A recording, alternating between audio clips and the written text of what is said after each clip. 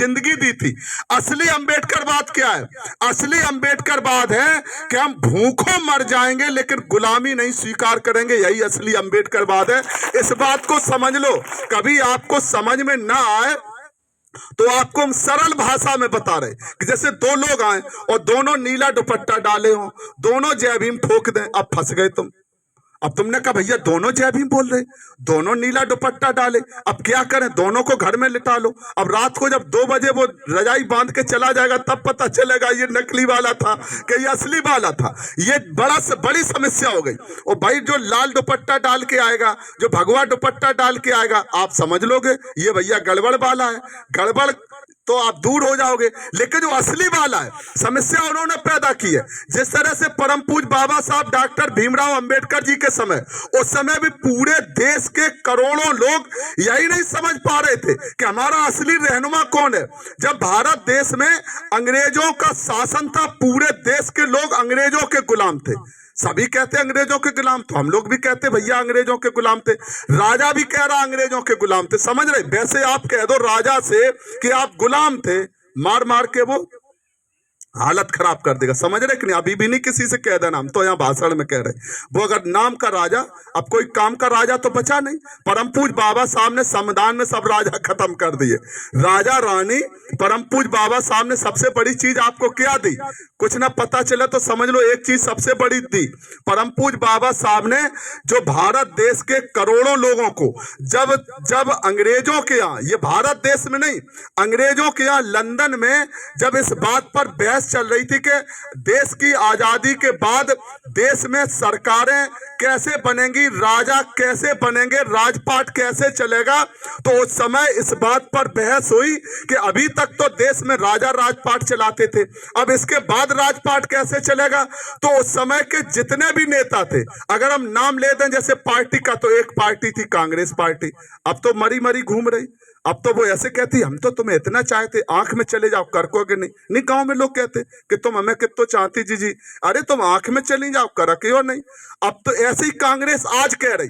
लेकिन जब कांग्रेस का पूरे देश में एक छत्र राज था, एक ही पार्टी थी, सारे नेता उन्हीं के थे, तो उन्होंने क्या कहा, उनकी पार्टी में राजा थे, उनकी पार्टी में नवाब थे, उनकी पार्टी में जमींदार थे, उनकी पार्टी में साहूकार थे, और कोई नहीं था। समझ रहे कि नहीं? ना कहो कि हम भी थे। ये तो पीछे पीछे झाड़ू पोंछा के लिए पल्ली बिछा दी। जैसे आज मीटिंग है, यही सब नेता हैं और यही सब व्यवस्थापक हैं। इन्होंने फिर कुर्सियां डाल ली, बैठ गए अपने। ऐसा तो नहीं, पहले कुर्सी तो डाल देते थे, लेकिन कहो कि यहां बैठ जाओगे। अगर बहुजन समाज पार्टी ना बनती, ये बात समझ लो आप, परम पूज्य बाबा साहब डॉक्टर भीमराव अंबेडकर जी के संविधान बनाने के बाद भी अगर बहुजन समाज पार्टी ना बनती, तो भारत में जो लाखों लोग जो आज स्वाभिमान सम्मान से राजनीति करते हैं, नेता बने हुए हैं, ये बहुजन समाज पार्टी की देन है। परम पूज्य मानवर कांसीराम साहब और माननीय बहन कुमारी मायावती जी की देन है, जो मालिक के यहाँ मजदूरी करते थे और जिनको मालिक गुलाम की नजर से देखता था कि हमारे खेत में काम करने वाला है, उसको भी आज नेता बनाने का काम किया। तो माननीय बहन कुमारी मायावती जी ने, परम पूज्य बाबा साहब डॉक्टर भीमराव अंबेडकर जी ने, जब बहस चल रही थी कि राजा कैसे बनेगा, तो राजाओं के प्रतिनिधि थे, नवाबों के प्रतिनिधि थे, जमींदारों के प्रतिनिधि थे, साहूकारों के प्रतिनिधि थे, और कुछ पढ़े लिखे लोग थे। पढ़े लिखे लोगों को अपने पर बहुत घमंड होता, हम पढ़े लिखे, बात बात में नहीं कह, अरे तुम्हें क्या पता है, तुम का पढ़े लिखे हो, हम पढ़े लिखे, तुम्हें क्या पता, हम तो तुम का पढ़े लिखे, तुम का कालो अक्षर भैंस बराबर, हम देखो पढ़े लिखे। तो वो भी बेचारा सोचता हाँ यार ये पढ़ा लिखा है, चलो इससे ही पूछ लो। लाल बुझक्कड़ है ना, कि लाल बुझक्कड़ है भैया, इससे ही पूछ लो, नहीं कुछ बताते, शादी पत्रा देखते हैं। अब कोई बुरा नहीं मान जाना, पता चला जिस दिन पत्रा उसी दिन आंधी जरूर आनी है, पक्का पता कर लो। कोई मुकदमा तो लिखा नहीं जाना है कि अगर आंधी आ जाएगी तो कोई मुकदमा लिख जाएगा भैया हमने छटवाया था और उसी दिन आंधी क्यों आई। इसी तरह के लाल बुझक्कड़ हर समाज में हो गए। तो परम पूज्य बाबा साहब डॉक्टर भीमराव अंबेडकर जी के समय राजाओं ने अपनी बात रखी, तो राजाओं ने कहा कि हम देश के राजा थे, तो वोट देने का अधिकार राजाओं को होना चाहिए। नवाबों से ने कहा हम नवाब हैं, हमारी नवाबी चलती है। लखनऊ है, हैदराबाद है, सिकंदराबाद, बड़े बड़े जो थे कि हमें वोट का अधिकार मिलना चाहिए।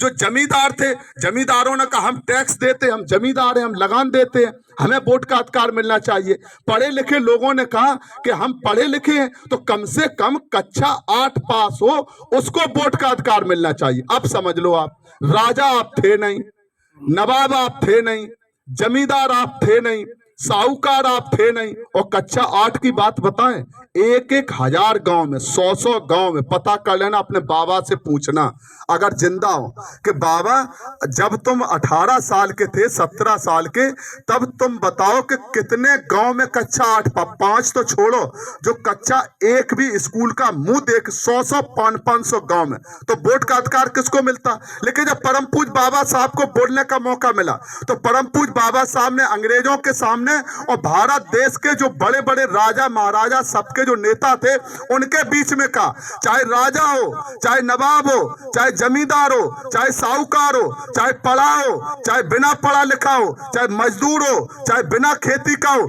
जो इस भारत की मिट्टी में पैदा हुआ है, उन सभी को वोट देने का अधिकार मिलना चाहिए और ये अपना राजा चुनने का खुद निर्णय करेंगे। ये परम पूज्य बाबा साहब डॉक्टर भीमराव अंबेडकर जी की देन है। तो उस समय के कांग्रेस पार्टी के बड़े बड़े नेता, उन्होंने कहा बाबा साहब जब वोट का अधिकार देकर बाहर निकले, सबसे ज्यादा उनको खुशी उसी दिन हुई।